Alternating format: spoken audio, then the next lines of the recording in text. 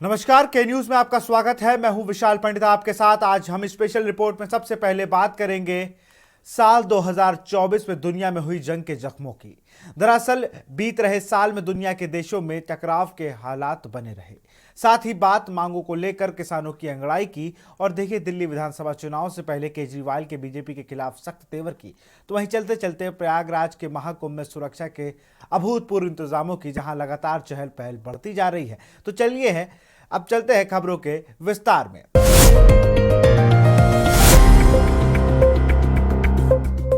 दुनिया के कुछ देशों को साल 2024 में युद्ध का सामना करना पड़ रहा है, तो कुछ अन्य देशों में गृह युद्ध के कारण कई लोगों ने अपनी जान गंवाई है। इस रिपोर्ट को देखिए। साल 2024 दुनिया के देशों में बने रहे टकराव के हालात। युद्ध में उलझे रहे दुनिया के कई देश। बड़ी जंग छिड़ने की आशंका से थमी रही सांसें। दुनिया ने कई देशों के बीच सैन्य संघर्ष और तानातनी देखी। तीसरे विश्व युद्ध की आहट ने सभी को किया परेशान। कुछ देशों में गृह युद्ध के कारण कई लोगों को अपनी जान गंवानी पड़ी। निराशाजनक रहा गुजरा साल। दुनिया के लिए साल 2024 शांति के लिए निराशाजनक रहा। कई देश युद्ध में पहले से ही उलझे थे, तो कई देशों के बीच इस साल जंग शुरू हुई। साथ ही कई देशों को गृह युद्धों से जूझना पड़ रहा है। ऐसे में सबसे ज्यादा परेशान होना पड़ रहा है वहां के आम लोगों को। इस साल दुनिया में ऐसी कई घटनाएं हुई जिसके बाद जानकर यह आशंका जताने लगे कि क्या दुनिया अगले कुछ वर्षों में एक बड़े युद्ध का सामना करने जा रही है। साल 2024 का साल इस वजह से भी याद किया जाएगा कि विश्व में कई संघर्ष दिखाए। इस साल में कई देशों के बीच युद्धों का दौर देखा गया, जिसमें रूस और यूक्रेन के अलावा गाजा और इजराइल के बीच हुआ भयंकर युद्ध शामिल है। इन युद्धों को पूरे विश्व पर असर पड़ा। सिडनी में institute for economics and peace की एक रिपोर्ट बताती है कि इस साल दुनिया भर में 56 सक्रिय संघर्ष थे, जो कि द्वितीय विश्व युद्ध के बाद से एक अभूतपूर्व आंकड़ा है। रूस यूक्रेन युद्ध। बता दें कि रूस और यूक्रेन युद्ध 2024 में भी जारी रहा।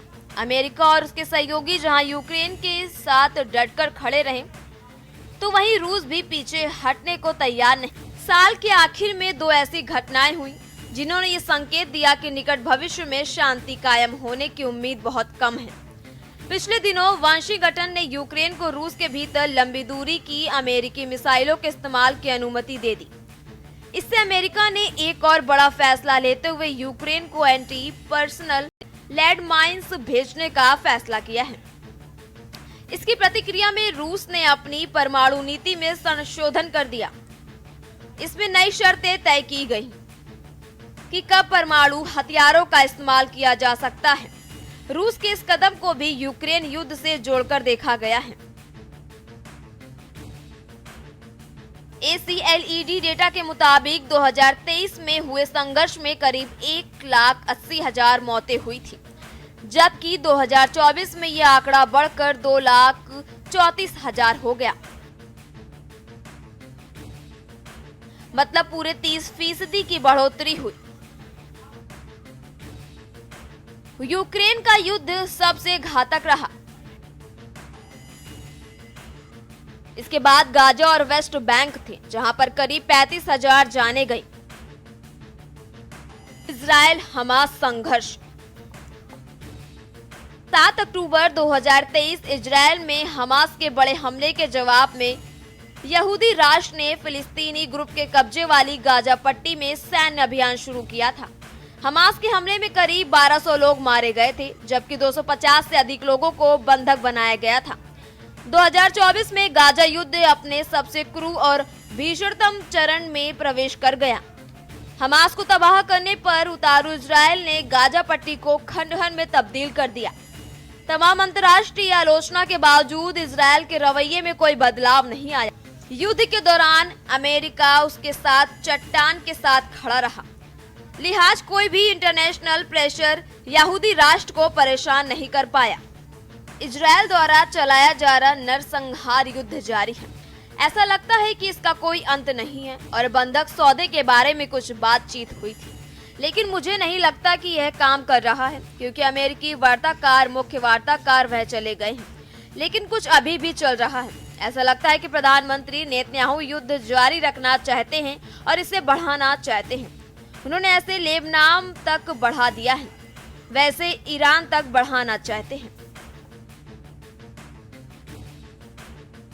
Israel Hezbollah. बता दें कि गाजा युद्ध में इजरायल हिजबुल्लाह तनाव को भी चरम पर पहुंचा दिया। इजरायली सेना ने 23 सितंबर से लेबनानी ग्रुप पर बड़े पैमाने पर हवाई हमले शुरू कर दिए। उसमें सीमा पार एक सीमित जमीनी अभियान भी चलाया, जिसका उद्देश्य कथित तौर पर हिजबुल्लाह को कमजोर करना बताया गया। इजरायली हमलों में हिजबुल्लाह के चीफ हसन नसरल्लाह समेत कई कमांडरों की मौत हो गई और उससे कई ठिकानों को भारी नुकसान पहुंचा। इजरायल और लेबनान के बीच एक समझौता हो गया, लेकिन विश्लेषकों ने इस बेहद कमजोर सुलह बताया। समझौते के बाद भी इजरायल के हमले जारी रहे। सीरिया तख्ता पलट। आपको बता दें कि 13 साल से गृह युद्ध में उलझा यह देश पिछले कुछ वर्षों में अपेक्षाकृत शांत रहा, लेकिन 2024 में हालात बदल गए। विद्रोही गुटों ने नवंबर में सीरियाई राष्ट्रपति बशर अल असद के खिलाफ बड़ा ऑपरेशन शुरू कर दिया। लंबे समय से विद्रोहियों का सफलतापूर्वक मुकाबला करने वाले असद इस बार अपनी सत्ता नहीं बचा पाए। 8 दिसंबर को उन्हें सत्ता छोड़कर भागना पड़ा। फिलहाल सीरिया का भविष्य अधर में है। विश्लेषक मानते हैं कि सीरिया के लिए आने वाला समय बेहद कठिन है। यह भी कहना मुश्किल है कि क्या सीरिया एक रह पाएगा।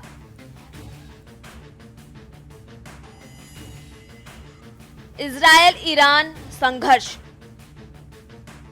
वहीं 2024 में पहली बार ईरान और इजरायल में सीधा सैनिक टकराव देखने को मिला। गाजा में इजरायली सैन्य कार्रवाई का ईरान तीखा विरोध कर रहा था। वे हिजबुल्लाह का भी समर्थन है। ऐसे में उसके सीधे इजरायल के साथ टकराव की स्थिति बनने लगी। 1 अप्रैल को इजरायल ने सीरिया के दमिश्क में एक ईरानी वाणिज्य दूतावास परिसर पर बमबारी की, जिसमें कई वरिष्ठ ईरानी अधिकारी मारे गए। जवाब में ईरान और उसके प्रतिरोध सहयोगी की ध्रुवी ने इजरायल से जुड़े जहाज MSC एरीज को जब्त कर लिया। तेहरान और उसके सहयोगियों ने 13 अप्रैल को इजरायल के अंदर मिसाइल और ड्रोन हमले किए। इसके बाद इजरायल ने 19 अप्रैल को ईरान और सीरिया में जवाबी हमले किए। भारत ने की शांति की पुरजोर वकालत। ये हाई प्रोफाइल संघर्ष पूरी दुनिया की सुर्खियों में तो छाए रहने, लेकिन सूडान जैसे देश लगातार हिंसा और रोजाना होने वाली हत्याओं से जूझ रहे थे। इन संघर्षों ने दुनिया की राजनीति पर गहरा असर डाला।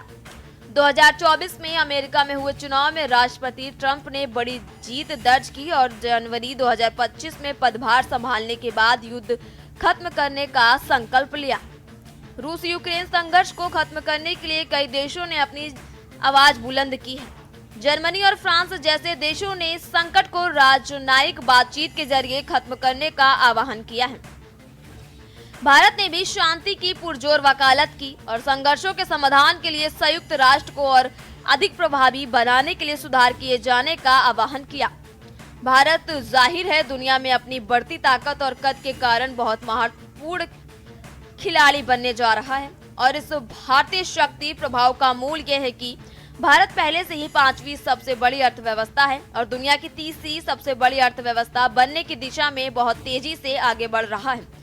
इसलिए भारत के पास अब वैश्विक परिमाणों को प्रभावित करने की शक्ति है और हमने इसे G20 में देखा है। हमने जलवायु परिवर्तन, वैश्विक व्यापार मुद्दों पर भारत के अलग अलग बातचीत में इसे देखा है। एक्सपर्ट ने चेतावनी दी है कि कोलंबिया, मैक्सिको और अफ्रीका ने कुछ हिस्सों में 2025 में संघर्ष 20% तक बढ़ सकता है। मध्य पूर्व के हालात भी ठीक नहीं हैं, तो वहीं चीन या रूस से जुड़े नए संघर्षों की संभावना एक बड़ी चिंता का सबक बनी हुई है। बलवीर सिंह आचार्य, स्पेशल डेस्क के न्यूज इंडिया। मांगों को लेकर पंजाब के किसानों की अंगड़ाई थमने का नाम नहीं ले रही है। कहने का मतलब एमएसपी सहित अन्य मांगों की लड़ाई जारी है। धरना स्थल पर पंजाब के किसानों ने 4 जनवरी को किसान महापंचायत बुलाई है। वहीं किसान नेता जगजीत सिंह डल्लेवाल का अनशन जारी है। हालांकि सुप्रीम कोर्ट डल्लेवाल को अस्पताल नहीं ले जाने को लेकर पंजाब सरकार को फटकार लगा चुकी है। वहीं डल्लेवाल ने कहा कि ये अनशन करने का उन पर कोई दबाव नहीं है। इस रिपोर्ट किसानों की अंगड़ाई मांगों की लड़ाई। पंजाब के किसानों का 4 जनवरी को किसान महापंचायत। किसान नेता जगजीत सिंह डल्लेवाल का अनशन जारी। डल्लेवाल ने कहा, अनशन करने का कोई दबाव नहीं। सुप्रीम कोर्ट की अस्पताल नहीं ले जाने के लिए पंजाब सरकार को फटकार।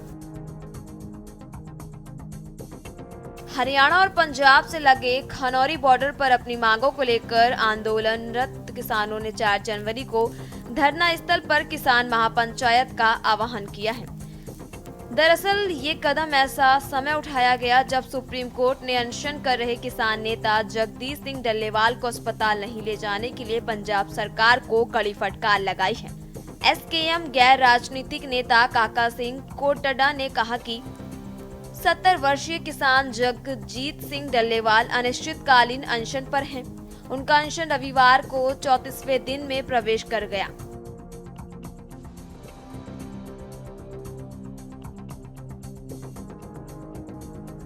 ठीक नहीं अनशनकारी किसान नेता डल्लेवाल की हालत। डल्लेवाल की स्थिति लगातार नाजुक बनी हुई है।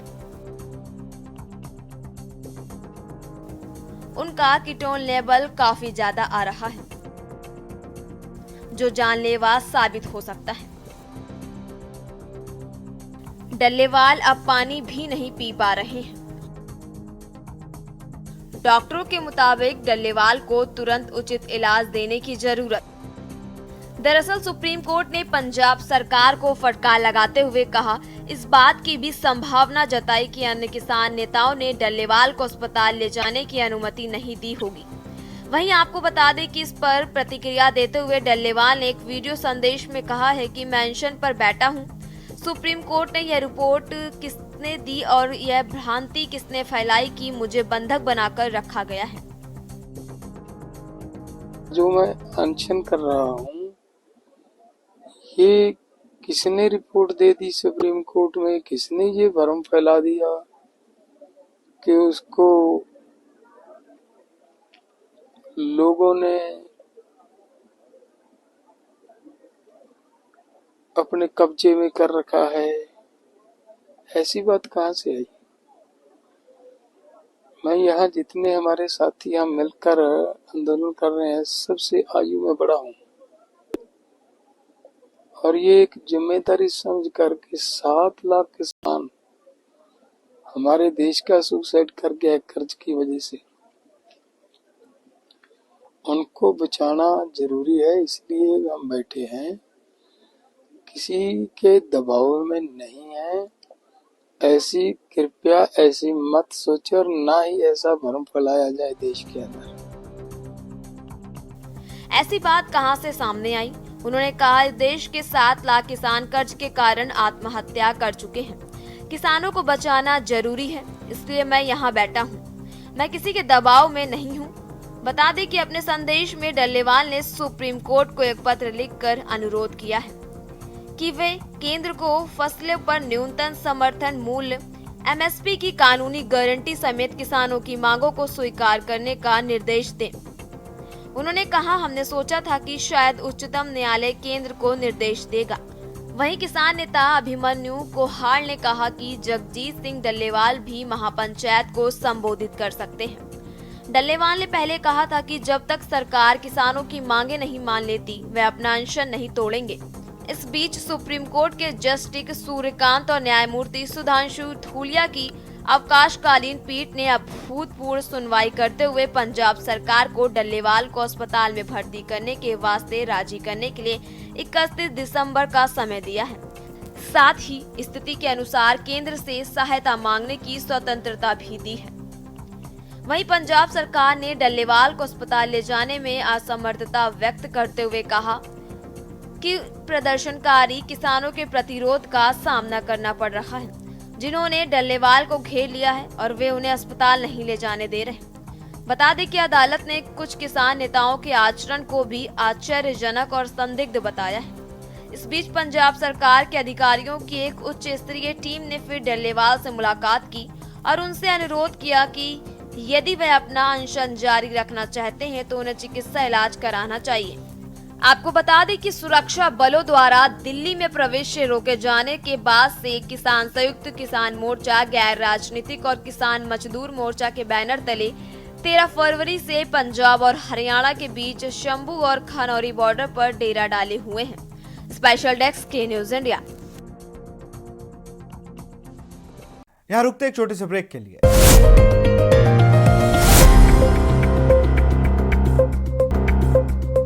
आम आदमी पार्टी के संयोजक अरविंद केजरीवाल बीजेपी पर हमलावर हुए हैं। उनका आरोप है कि दिल्ली विधानसभा चुनाव से पहले मतदाताओं की सूची में हेराफेरी की जा रही है। इस रिपोर्ट को देखिए। आम आदमी पार्टी के राष्ट्रीय संयोजक अरविंद केजरीवाल ने बीजेपी पर दिल्ली विधानसभा चुनाव से पहले मतदाताओं की सूची में हेराफेरी करने का आरोप लगाया है। राज्यसभा सांसद राघव चड्ढा और दिल्ली की मुख्यमंत्री आतिशी के साथ प्रेस कॉन्फ्रेंस में केजरीवाल ने दावा किया कि बीजेपी मजबूत उम्मीदवार या मुद्दे पेश करने में विफल रहने के बाद गलत तरीके से चुनाव जीतने की कोशिश कर रही है। केजरीवाल ने कहा है कि बीजेपी पहले ही चुनाव हार चुकी है। उनके पास मुख्यमंत्री पद का कोई चेहरा या उम्मीदवार नहीं है। उनका लक्ष्य केवल हेराफेरी करने और करके ही जीतना है, लेकिन हम उन्हें सफल नहीं होने देंगे। दिल्ली के पूर्व मुख्यमंत्री केजरीवाल ने आरोप लगाया कि बीजेपी ने अकेले एक निर्वाचन क्षेत्र में 11,000 मतदाता विलोपन आवेदन दायर किए थे, लेकिन मुख्य चुनाव आयुक्त के हस्तक्षेप पर इस कदम को रोक दिया गया। उन्होंने कहा कि हमने इसका पर्दाफाश किया और शुक्र है कि इसे रोक दिया गया। केजरीवाल ने कहा कि 15 दिसंबर को बड़े पैमाने पर अभियान शुरू हुआ, जिसमें उनके विधानसभा क्षेत्र में अब तक 5,000 मतदाता विलोपन आवेदन और 7,500 मतदाता जोड़ने के अनुरोध दायर किए गए। उन्होंने दावा किया कि इससे निर्वाचन क्षेत्र के 12% वोटों में बदलाव हो सकता है। केजरीवाल ने आरोप लगाया कि ऑपरेशन लोटस अब मेरे निर्वाचन क्षेत्र में पहुंच गया है। वे चुनाव परिणाम बदलने के लिए मतदाता सूची में हेरफेर करने का प्रयास कर रहे हैं। उन्होंने कहा कि इस तरह की हेरफेर लोकतंत्र को मजबूत करती है। हम चुनाव आयोग से अपील करते हैं कि वे इस तरह की गड़बड़ी को रोकने के लिए सख्त निगरानी जारी रखें। बता दें कि विधानसभा चुनाव से पहले दिल्ली में वोटरों को रुपए बांटने का मामला गर्मा चुका है। इसको लेकर के आम आदमी पार्टी और बीजेपी के बीच जुबानी जंग जारी है। बीजेपी चुनाव हार मान चुकी है। उनके पास ना कोई सीएम फेस है, उनके पास ना कोई दिल्ली के लिए विजन है कि वो दिल्ली वालों के लिए क्या करना चाहते हैं, क्या करेंगे, ना उनके पास कैंडिडेट्स हैं। अब बीजेपी बेईमानी से चुनाव लड़के किसी भी तरह से जीतना चाहती है और वो सारे हथकंडे अपना रही है। एक तरह से भारतीय जनतंत्र को उसने ताक पे रख दिया है। उनकी बला से देश जाए भाड़ में, किसी भी हालत में वो चुनाव जीतना चाहते हैं, लेकिन दिल्ली की जनता ये होने नहीं देगी। जो हथकंडे इन लोगों ने महाराष्ट्र और हरियाणा में ऐसा कहा जाता है कि अपनाए, उन हथकंडों से दिल्ली में उनको जीतने नहीं देंगे। हाल ही में आम आदमी पार्टी ने बीजेपी नेता प्रवेश वर्मा पर वोटरों को 1100 रुपए बांटने का गंभीर आरोप लगाया था। पूर्व मुख्यमंत्री अरविंद केजरीवाल ने इसको लेकर बीजेपी पर जोरदार हमला बोला। कहा कि अगर बीजेपी ने पिछले 10 सालों में कुछ काम किया होता तो उन्हें दिल्ली में 1100 रुपए बांटने की जरूरत न पड़ती और न ही इसका सहारा लेना पड़ता। आज मैं अपनी विधानसभा के कुछ डेटा आपके सामने रख रहा हूं। नई दिल्ली विधानसभा के, नई दिल्ली विधानसभा का इनका ऑपरेशन लोटस 15 दिसंबर से चालू हुआ है। 15 दिसंबर से आज तक यानी कि 15 दिन में इन्होंने लगभग 5000 एप्लीकेशन डिलीशन की डाली है। 5000 वोटर्स डिलीट करने की एप्लीकेशन 15 दिन में डाली है और लगभग 7500 एप्लीकेशन इन्होंने एडिशन की डाली है। मैं आप लोगों की जानकारी के लिए बता दूं कि चुनाव आयोग ने 7500 एप्लीकेशंस एडिशन की, 7500 वोट ऐड कराने के लिए और 5000 वोट डिलीट कराने के लिए, और मेरी विधानसभा में टोटल वोट 1,06,000 हैं। 1,06,000 में से लगभग 5% वोट ये डिलीट करवा रहे हैं, 7.5% वोट ये ऐड करवा रहे हैं। तो चुनाव कराने का जरूरत ही क्या है? चुनाव बचा क्या उसके बाद? चुनाव तो कुछ नहीं बचा। 12% वोट अगर इधर के उधर कर देंगे तो फिर तो चुनाव कुछ बचा ही नहीं। खेल हो रहा है इस देश के अंदर चुनाव के नाम पे। दिल्ली में कुछ नहीं किया है और उन्होंने मुझे सिर्फ गाली दी, जो लोकतंत्र के लिए बहुत खतरनाक है। केजरीवाल के मुताबिक चुनाव आयोग, ईडी, सीबीआई, पुलिस, आयकर जैसी सभी एजेंसियां असहाय हो गई हैं। कोई भी एजेंसी कोई कार्रवाई नहीं कर रही। स्पेशल के न्यूज इंडिया। नए वर्ष की शुरुआत में आयोजित होने वाली प्रयागराज के महाकुंभ में सुरक्षा के अभूतपूर्व इंतजाम किए गए हैं। इस भव्य आयोजन में 45 करोड़ से अधिक तीर्थयात्रियों के शामिल होने की संभावना है। महाकुंभ में हमारी स्पेशल रिपोर्ट।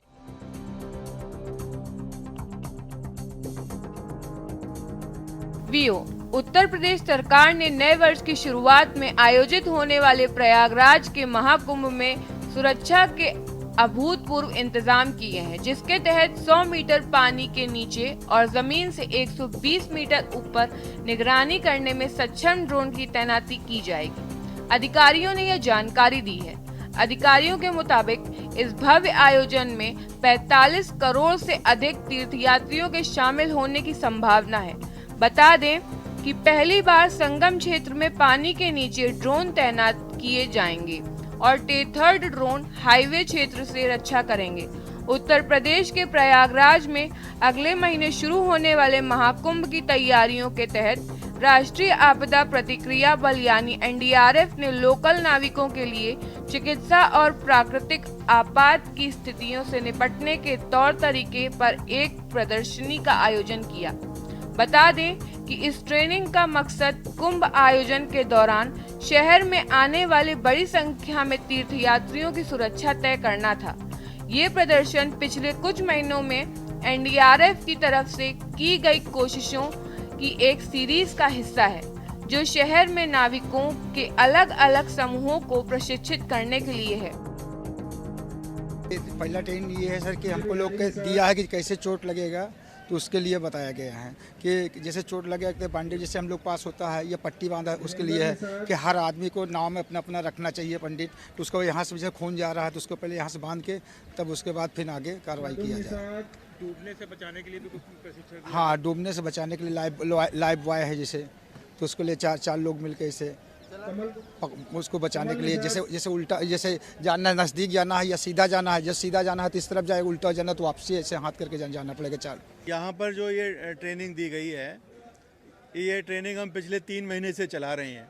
हमारा उद्देश्य ये था कि प्रयागराज के जो विभिन्न घाटों पर जो हमारे नाविक लोग हैं और वो बोटों का संचालन करते हैं, और प्रयागराज कुंभ को लेकर बहुत सारे नाविक बाहर से भी आ रहे हैं।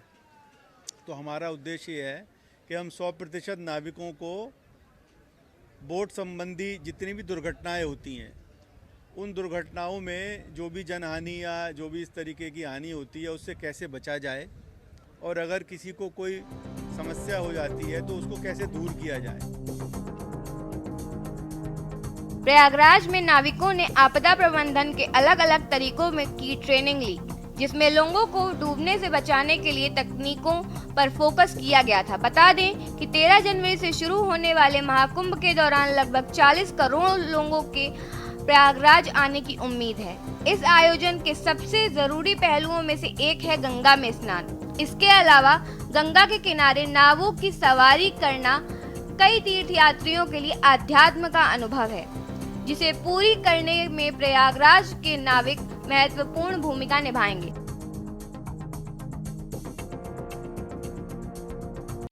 तो स्पेशल रिपोर्ट में फिलहाल इतना ही। देखते रहिए न्यूज़ इंडिया। नमस्कार।